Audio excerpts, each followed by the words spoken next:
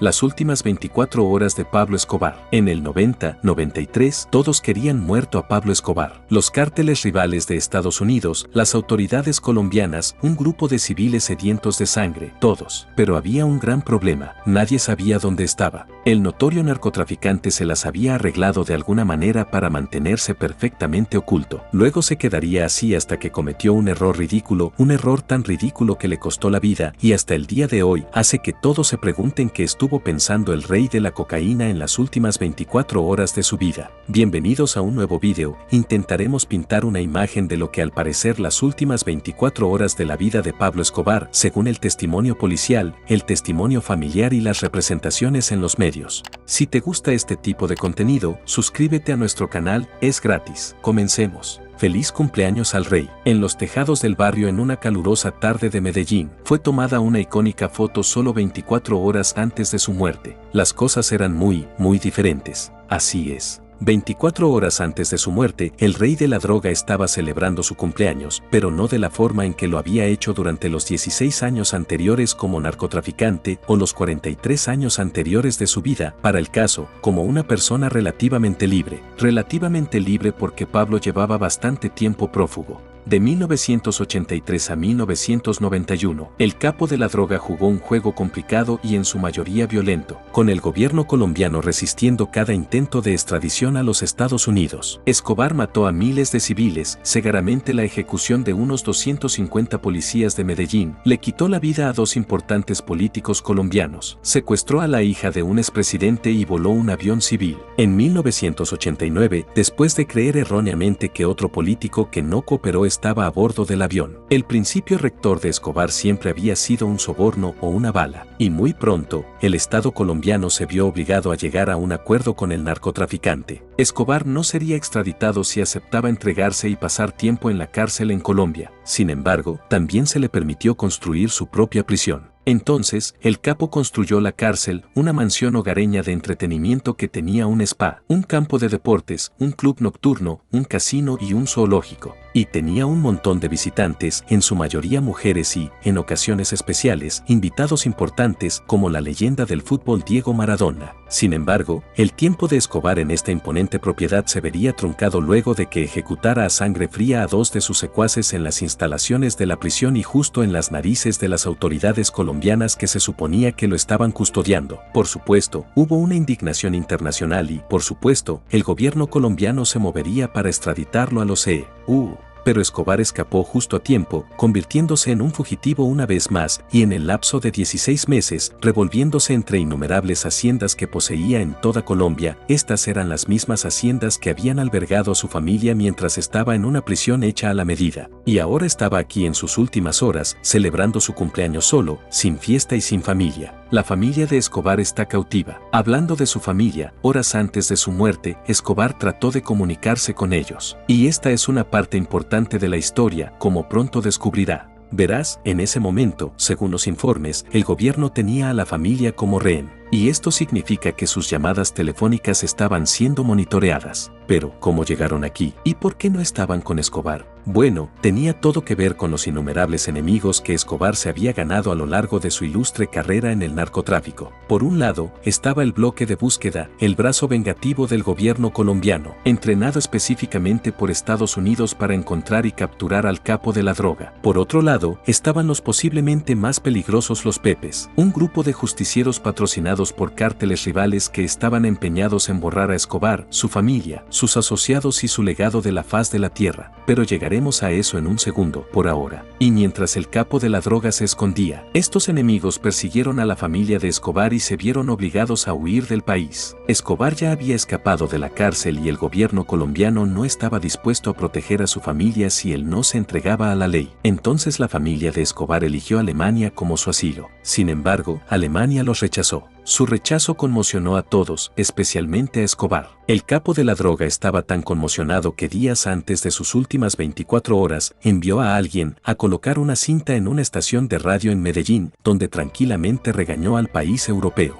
Puedes escuchar el dolor en su voz. Por supuesto, uno de los ciudadanos a los que se refería Escobar era el padre nazi de su colega Carlos Leder, cofundador del cartel de Medellín. Eventualmente, la familia de Escobar volvería a estar en manos del gobierno colombiano, que ahora había optado por usarlos como carnada para sacar al escurridizo capo de la droga. Con razón Escobar se había vuelto tan ansioso. En sus últimos días en la tierra, había una bomba de relojería flotando sobre su familia. Eran inseguros, y por mucho que alguien haya tratado de evitar el tema, el hecho es que fue culpa de Escobar. Así que el 2 de diciembre de 1993, Escobar se despertó con una comida de espaguetis cocinados por su tía, quien lo amaba incondicionalmente. Después de la comida, Escobar tomó su teléfono y llamó a su familia. Mientras esto sucedía, el infame bloque de búsqueda se había enterado de su llamada telefónica y había comenzado a triangular para obtener la ubicación exacta de El Padrino. Desde su creación en 1986, el bloque de búsqueda había sido la ruina de la existencia de Escobar. Al principio, era todo lo contrario. El bloque de búsqueda fue creado para ser un brazo incorruptible de la ley encargado de derribar a Don Pablo, encabezado por el coronel Hugo Martínez y conformado por 200 colombianos que no eran nativos de Medellín y no se conocían entre sí ni la ciudad. Sin embargo, era una misión suicida del coronel Martínez porque Pablo prácticamente era dueño de Medellín.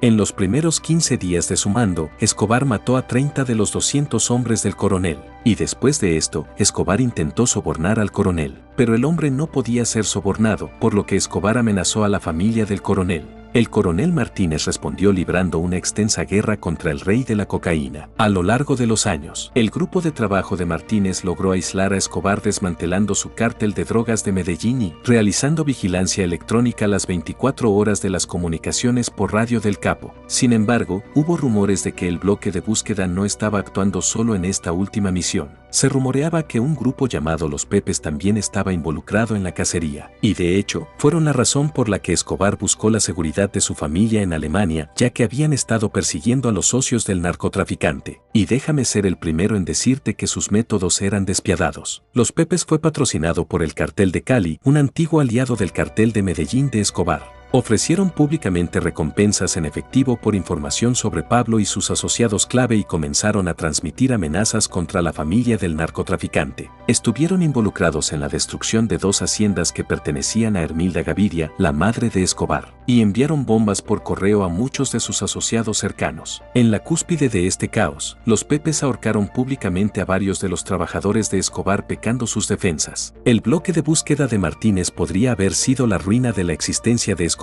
pero fueron los Pepes los que trajeron la muerte a su puerta. Todo estaba ahora en su lugar. Escobar era un fugitivo escondido, sin lugar a donde correr. Como todos sus bienes fueron incautados, su familia estaba bajo el control del gobierno. Con vigilancia 24/7, Escobar había hecho un llamado incriminatorio a dicha familia y al bloque de búsqueda, y un grupo superletal comprometido con la aniquilación de Don Pablo estaría trabajando mano a mano, triangulando la señal del teléfono para acabar con el reino de terror de este monstruo de una vez por todas. Eran los minutos finales del capo de la droga más poderoso e influyente del mundo. Iba a ser un enfrentamiento. En el equipo rojo tenemos a Escobar comunicándose con su hijo por teléfono, y en el equipo azul tenemos al líder del bloque de búsqueda, Hugo Martínez, comunicándose con su propio hijo, quien tenía la tarea de rastrear la ubicación de Escobar. Era el enfrentamiento del hijo de un padre que estaba a punto de ser escrito con sangre, y fue el hijo de Martínez quien vio primero a Escobar. El capo de la droga no se parecía en nada a la figura limpia y bigotuda que todos habían llegado a temer a lo largo de los años. El bloque de búsqueda tardó muy poco tiempo en llegar al vecindario. A las 14:57, minutos después de que Escobar hiciera la llamada, llegaron a su ubicación.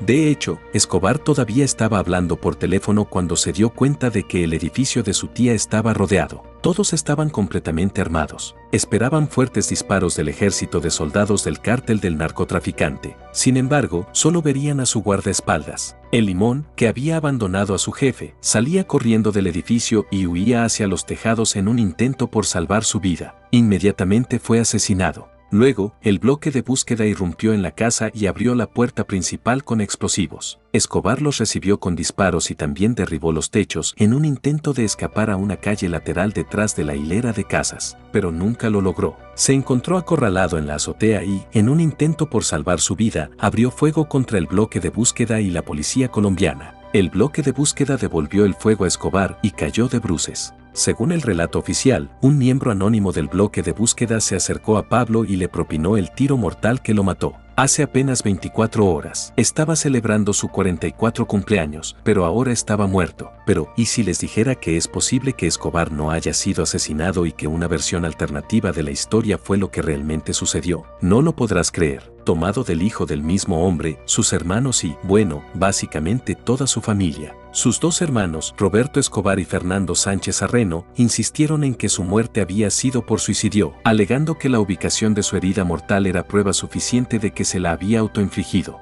Uno de ellos diría que se suicidó, no lo mataron. Durante todos los años que fueron tras él, me decía todos los días que si de verdad lo acorralaban sin salida se pegaba un tiro a través de la oreja. Concedo que podrían estar sesgados sobre su punto de vista, especialmente porque no estaban en la escena del tiroteo, pero echemos un vistazo a algunas de sus afirmaciones y al final dime si no estás pensando en lo que estoy pensando yo, que la evidencia más convincente es que Sebastián Marroquín, el hijo de Escobar, era con quien el capo de la droga estaba hablando en los momentos antes de morir. Ahora, según Sebastián, su padre estaba muy al tanto de los teléfonos que fueron intervenidos y monitoreados por la CIA y las autoridades colombianas. También dice que su padre le había dicho repetidamente en el pasado que evitara los teléfonos el día que su padre llamó. Sebastián dice que rechazó la llamada 7 veces debido al peligro aparente, pero su padre insistió. Al hablar con él, otra pista que Sebastián trae a la mesa es el hecho de que su padre le había enseñado en el pasado cómo suicidarse si alguna vez los capturaban. Le había dicho a su hijo que se disparara en la oreja derecha y, ¿adivina dónde? Las heridas de bala estaban en el cuerpo de Escobar, su pierna, su torso y su oreja derecha. No sé ustedes, pero me parece bastante improbable que la rueda de heno de balas que llovió sobre Pablo de alguna manera encontrará convenientemente la manera de llegar a sus oídos. Si me preguntas, diría que Escobar entendió que las paredes se estaban cerrando y entonces diría que es posible que estratégicamente eligió el día después de su cumpleaños para hacer una llamada que sabía que tomaría su vida. Si me preguntan, diría que es posible que el vil y despiadado rey de la cocaína Pablo Escobar haya sacrificado su vida para salvar a su familia. Es posible que don Pablo Emilio Escobar Gaviria haya elegido morir de la misma manera que eligió vivir en sus propios términos.